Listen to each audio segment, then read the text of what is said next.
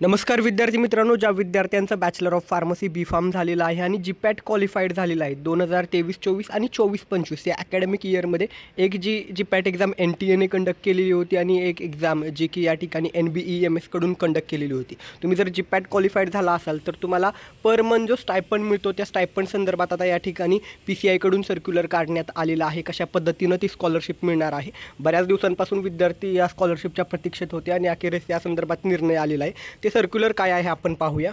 तर लक्षात ठेवा, कालच्या डेटचं हे या ठिकाणी एक सर्क्युलर आहे, दिनांक 12/11/2024चं जीपॅटच्या स्कॉलरशिप संदर्भातलं हे सर्क्युलर आहे। लक्षात ठेवा, यापूर्वी आपल्याला AICTE कडून ही स्कॉलरशिप दिली जायची, मात्र या ठिकाणी आता स्कॉलरशिपचं नाव यांनी बदललेलं आहे, प्रधानमंत्री scholarship for pharmacy post graduate studies. Okay, तर या ठिकाणी यांनी स्कॉलरशिपचं नाव बदललेलं आहे आणि जे या ठिकाणी 2023-24 आणि 2024-25 या काळामध्ये जीपॅट क्वालिफाईड झाले असतील अशा विद्यार्थ्यांना ही स्कॉलरशिप मिळणार आहे। ही स्कॉलरशिप घेण्यासाठी तुम्हाला कशा पद्धतीनं प्रोसेस करायची आहे, कशा पद्धतीनं अकाउंट ॲक्टिवेट करायचं आहे, याचे जे काही स्टेप्स आहेत ही सगळी माहिती तुमचं आधार कार्ड, पॅन कार्ड व्हॅलिडेट करणं, बँकेच्या डिटेल्स फिल करणं, KYC वगैरे या सगळ्या माहिती या ठिकाणी दिलेली आहेत।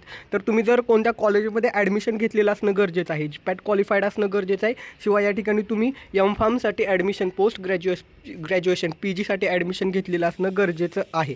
तर हे जे सर्क्युलर आहे ती मी खाली आपल्या टेलिग्राम चॅनलवरती शेअर करत आहे, त्यामुळे नक्की टेलिग्राम चॅनलवरती हे सर्क्युलर पहा। तुम्ही जर MPharmला ॲडमिशन घेतला असेल तर संबंधित कॉलेजमध्ये तुम्ही हे सर्क्युलर दाखवा आणि त्या पद्धतीनं तुम्हाला पुढची प्रोसेस करून तुमच्या स्कॉलरशिपसाठी तुम्हाला या ठिकाणी प्रोसेस करून घ्यायची आहे। आता राहिला प्रश्न, मला माहीत आहे या ठिकाणी विद्यार्थ्यांच्या मनात डाऊट असणार आहे की अगदी MPharmचे स्टुडंट काय, अगदी B Pharm आणि D Pharmच्या स्टुडंटना देखील प्रश्न पडलेला आहे की कॅप राऊंड 3 किंवा तुमचे कॉलेजेस कधीपासून सुरू होतील।